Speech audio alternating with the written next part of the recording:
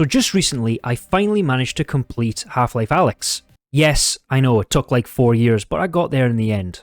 And while I did enjoy the story, what made me enjoy the game most was actually the gameplay, the smoothness of the VR controls. The animations didn't feel very clunky, it was just all-round enjoyable. Kinda like how Onward was before they ruined it, and to be honest with you, I just wanted a game where I could play this type of gunplay, but in a more modern setting. Not in a Half-Life setting, but in a more modern setting. And some mods did come out that allowed you to do that. Most notable was the Gunman Contracts series chapters 1 and 2. Now, playing both of them, I thoroughly enjoyed them. But it just sort of stopped, and I never really followed the whole project. I just kept on checking the workshop every now and then, and there was nothing. I didn't read the description, I didn't read anything, which I probably should have done, because I didn't realize that the developer was making it a standalone game. Yes, I'm late to the party, but let's get on with it. So what exactly is the standalone game? Well, it's going to be a VR and non-VR game, and it's due to come out in early access at some point this year. And if I was to describe what the game looks like from all the videos that I have seen, basically make John Wick, the film series, a video game. And that is exactly what I think it looks like. And that's exactly why I want to play it.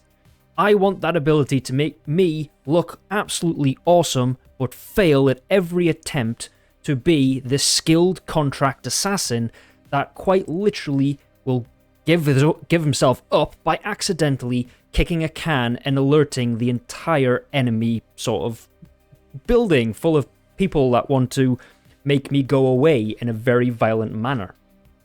What I'll do is I'm just going to quickly read out the actual description from the Steam store page of what this game is about. Just because if I try to ramble it, I will mess it up. So this is what it says. Gunman Contracts, the standalone, is an intense action movie inspired shooter playable both in VR and in non-VR or first-person modes.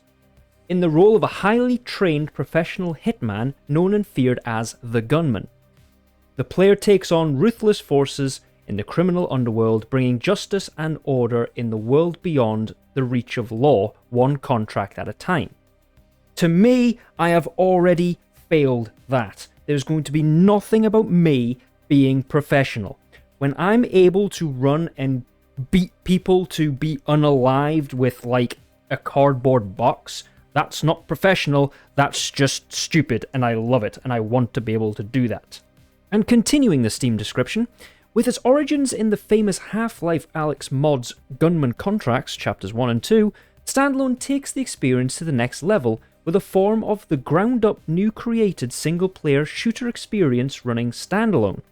With all new contracts or missions selectable and configurable from the gunman's base of operations, the player can use pistols, rifles, shotguns, knives, and even bow and arrows to face its enemies, taking on ruthless criminals, rescuing hostages, and thwarting sinister plots. Or, for most of my missions, it will be helping ruthless criminals, accidentally unrescuing hostages, and helping sinister plots because I try to beat someone to death with a wheel of cheese, although I'm pretty sure that's Medal of Honor above and beyond, and that is also an achievement, which I had to get, and it was bloody hilarious to do so. And the last little bit on the bottom of that description, please be aware this version of the game is still incomplete and specifically designed to grow in early access. It will have bugs and quirks and will take time to be concluded with additional content such as contracts, weapons, challenges, etc. to be the standard action VR shooter experience it's meant to be. Which is fair enough. If you're going to release in early access, there's going to be a lot of things that still need to be worked on. That's fine.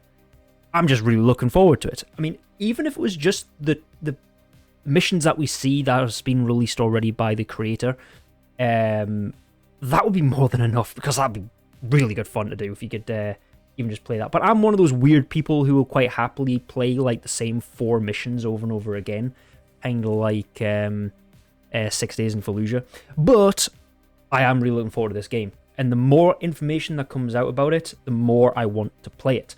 And yes, okay, like I said, I am very late to the party in this game. I know it was announced quite a while ago. I'm not actually sure when it was first actually posted to being sort of out on Steam.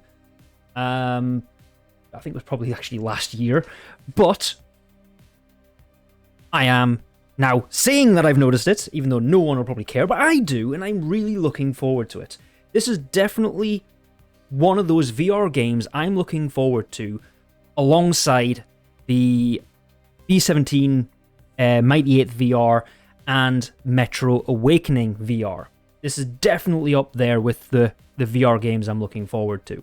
So like I says, this is scheduled for this year to release to early access.